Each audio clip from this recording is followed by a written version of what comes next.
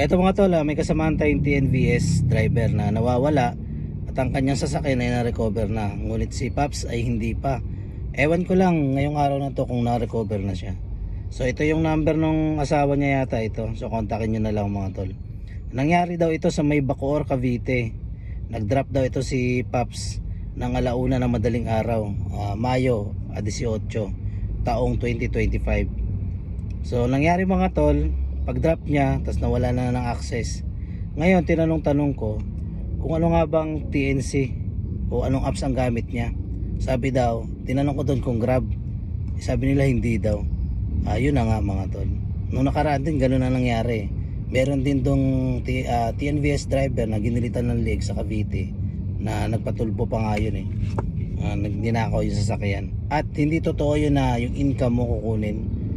Income mo pag-iinteresan, kakaperanggot lang po kita ng TNVS driver. Kumpara sa sasakyan po talaga ang punteriya nila, karnap talaga ang ano nila, tas kakatayin ka pa pag nagkataon. So yun mga tol, tinanong ko doon kung ano ba to, anong TNC, kung Grab ba. Ang sabi hindi daw. Kaya yun na. Alam nyo mga tol, sa totoo lang, ang Grab app, alanganin talaga mga masasamang loob dyan eh. Dahil meron po diyang face verification. Unang-una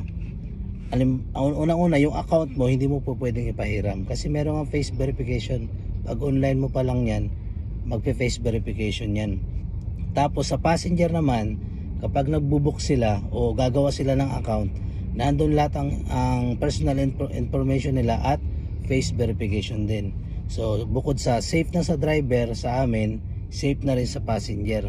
So yung mga tol, kasi sa Grab hindi po pwede yung, may mga reklamo na kasing ganun eh, na yung account, halimbawa yung account ko papayaran ko sa ganito, sa ganyan, sa kumpare, sa kamag-anak, may mga ganun mga tol eh.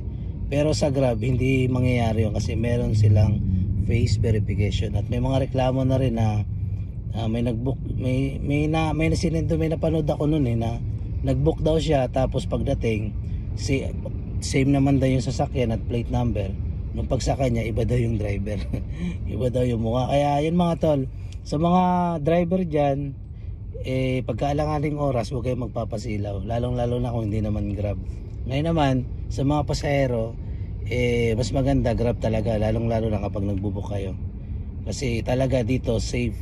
Meron ditong audio protect, meron ditong tracking, na kapag ang driver nyo biglang huminto, ilang minuto na hindi na umaandar, so meron pong tatawag sa inyo at sa driver, kakamustahin po kayo.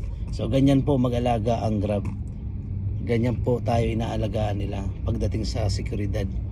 Kaya sa mga nakakapanood na ito at kay Pops, kamusta na kaya to, pwede nyo i-share to mga tol, para naman makatulong tayo dito sa asawa niya na mahanap na si Pops.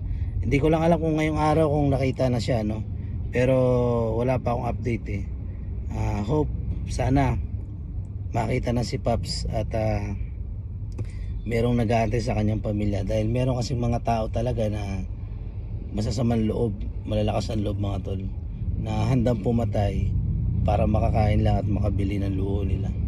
So ilang mga tol, ride safe sa inyo at ingat, at manalangin kayo bago pumasada at magtrabaho.